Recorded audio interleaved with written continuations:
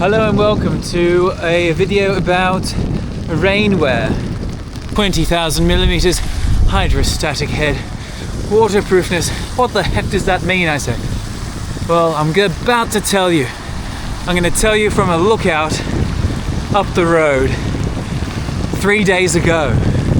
I'm filming this a little bit out of order, but anyway, that's the beauty of television, folks. We can do some movie magic. So anyway, please enjoy this video. I hope you find it helpful. Farewell. Good morning.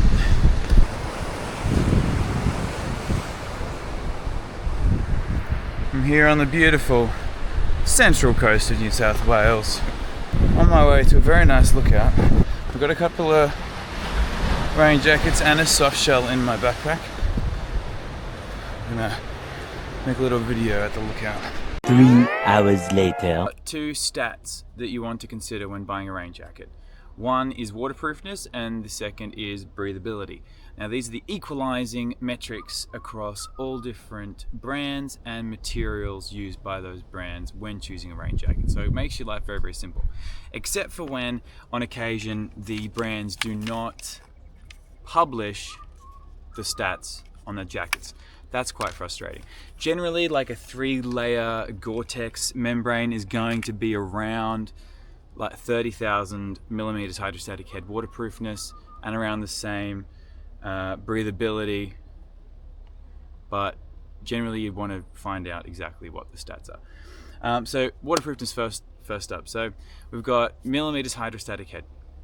So that just means how many millimeters of water you can have as a static pressure on top of the membrane before water permeates through it. So if I grab this one here, this is the Macpac Dispatch rain jacket. It's kind of like a mid-level one. It's rated for 10,000 millimeters hydrostatic head. So that means you can have a 10-meter water column sit on top of this fabric before any water permeates through it. Now that may seem like an insane amount of water, right? We're talking about a 10-meter water column.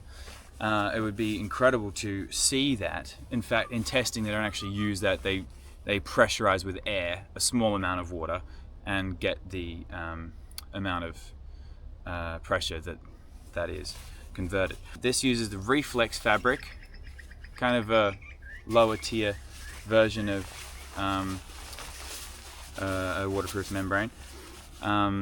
If you want to go something a little bit more robust, you'd go for a Pertex or a Gore-Tex or one of Fjällräven's proprietary membranes or one of Mont's proprietary membranes, because they're going to give you more like 20, 30, 35,000 millimeters hydrostatic head, which is going to cope with really, really heavy rain. So I'll put a chart of rain severity versus millimeters hydrostatic head waterproofness up on the screen.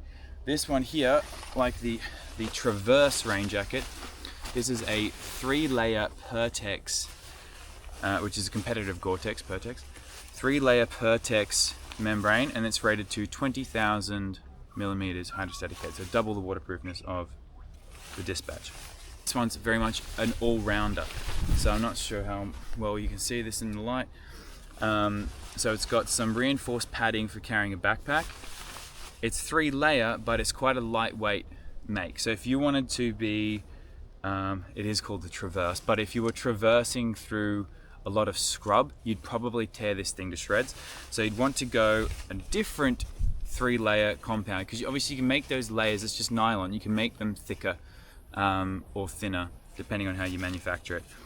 So obviously every rain jacket, proper waterproof rain jacket, will be seam sealed. That's if you're just on the fly looking for something cheap, and there's no stats published on anything, you're not sure whether it's just weather resistant or weather proof, you want to just quickly turn the thing inside out, check whether it's got sealed seams. Generally that means it's going to be a waterproof rather than just a water repellent or resistant garment. Yeah, another big difference between Pertex and Gore-Tex. Generally Pertex are lower down the spec list, so this one is getting to top of the line Pertex, and it's 20,000 millimeters, and then we'll talk about the breathability in a moment. But whereas Gore-Tex is going to be more like 30,000 and above. depending on, certainly with the 3-layer configurations. And then Pertex, those often more malleable, more packable material. It also makes it a little less durable. Like I've had this one for a few years now. It's starting to kind of get some bubbles, some raised parts of the shoulder pad area. Okay, yes, all rain jackets will have a water repellent coating. There's a whole history to this. There's a history to the membrane itself in terms of environmental factors, but they used to use a longer carbon chain. I think it was 12 carbons per molecule in the water repellent coating. Now it's 6, so they call it DWR6. It breaks down in the environment better as opposed to not at all with the C12, but it's less water repellent. So the water repellent coating basically just helps water bead off, because the membrane itself is waterproof, but over time, if you get that initial impact, which is very, very high from the water droplet, and then the water then just sits there, it can over time seep in. And the reason you'll see higher water pressure ratings on a rain jacket as opposed to a tent is that if you look at the top of a tent, it's obviously just exposed to the air, the same way this is, but it's got no pressure other than the rain exerted on it. It's got the tent poles. That's not nearly as much as it being taut over your shoulder, plus then shoulder straps from a backpack being placed on it. So the material's resistance to water pressure decreases significantly when it's under stress.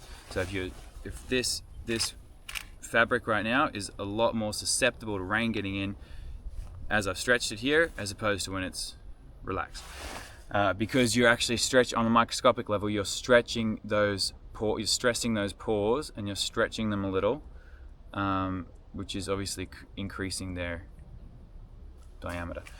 So the second metric you want to be looking at is breathability. Now this is measured in grams per meter squared per 24 hours. Now customers would look at me like I'm crazy when I said that. It's a crazy sounding metric, but the grams is sweat, specifically sweat vapor. Meter squared is obviously the surface area of the material, and 24 hours is obviously 24 hours is time period. So it's how many grams of sweat vapor, specifically vapor, which we'll talk about in a sec, how many grams of sweat vapor per meter squared of the fabric per 24 hours can leave this jacket and go out into the atmosphere. This one's 20,000 grams per meter squared per 24 hours, as well as breathability, as well as being 20,000 millimeters hydrostatic head. So we say it's 20K, 20K. The MacPack Traverse, 20K, 20K. MacPack Dispatch, 10K, 10K, right?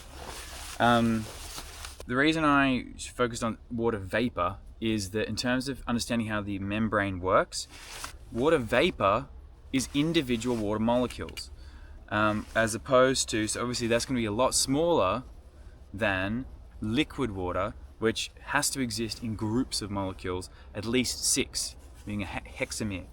Usually it's made of thousands of molecules.